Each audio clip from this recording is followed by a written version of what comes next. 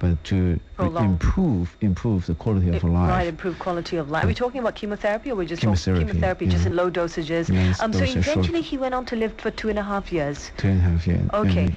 And he passed away not because cancer, but heart failure. Right. Because the cancer drug damaged the right.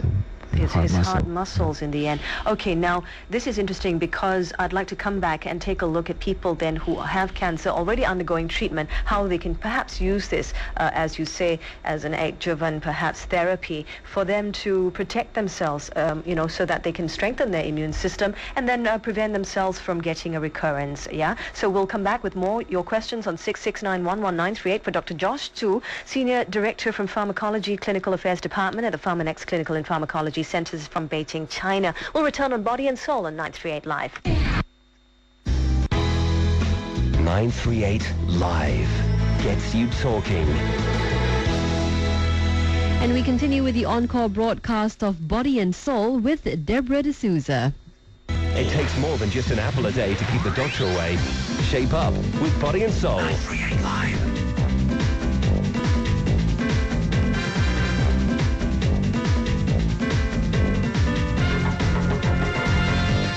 Welcome back to Body and Soul on 938 Live with me, Deborah D'Souza. Today we're taking a look at the effects of green tea and the reishi mushroom in protecting against cancer. Now, we've heard, and you probably would have heard also, about the benefits of reishi mushroom as well as green tea against cancer because they've got anti-carcinogenic properties or anti-cancer properties. For the first time, a group of doctors and scientists have now tested the combined efficacy of green tea and reishi. So they've now tested and put the two together, and they looked and studied at rats and mice to see how it actually can provide perhaps benefits to these animals against cancer. And what they did find is that these rats or mice were able then to have cancer cells that just died naturally, as well as it prolonged their lives. So today we're speaking with a TCM expert, Dr. Josh Zhu, who is familiar with this and these studies,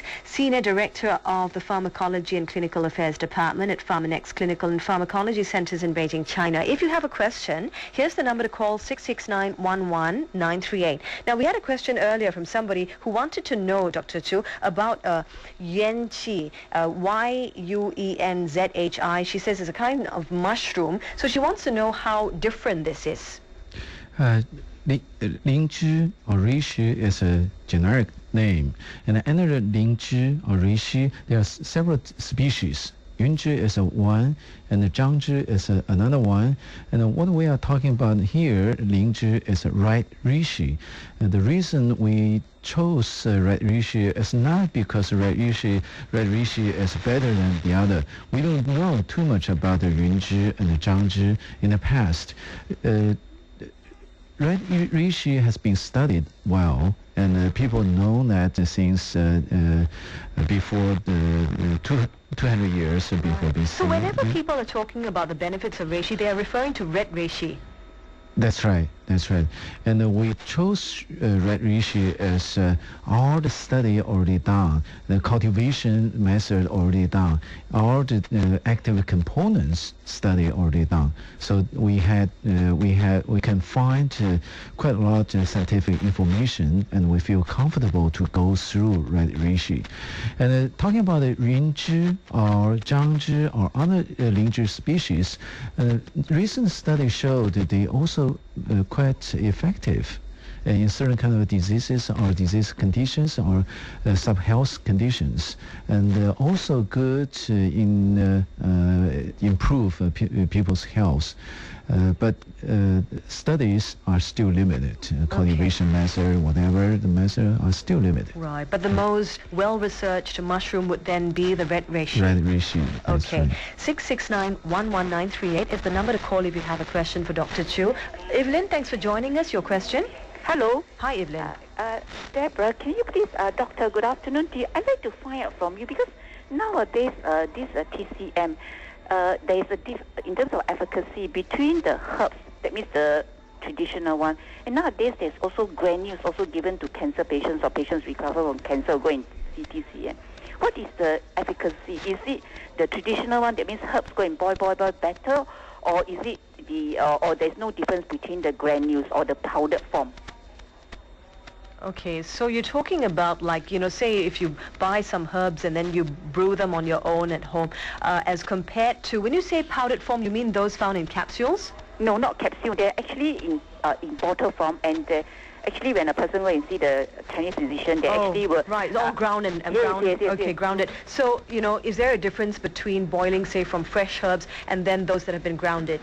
Yeah, I think efficacy of traditional Chinese herb, we always question on the standardization process. When the traditional way is we get those herbs and boil in the home at the pot and then drink the soup, and this way is traditional way, but it's really difficult to standardize, and we don't know how much active ingredient already come out from the herb. The newer way is prepare those extract in a factory and bring over to the granule part and just measure how much it is and combine them to take. I think this is a good advantage in the traditional Chinese medicine, right, in terms of a standardized. Sure, and the potency is guaranteed in that That's sense. Right. Yes? Mm-hmm. Okay. Okay. Thank you. All right. Thank you so much, Deborah. All right, Thank you, Evelyn. doctor. Thank Thank you. Thank you for calling in. If you have a question as well, 669-11938 is the number to call. Now, my question now would be on people who have cancer today and would like to perhaps employ TCM to help them recover better. Green tea and reishi, is that something they can use without any side effects, contraindications with what they're already taking? So far, we don't see any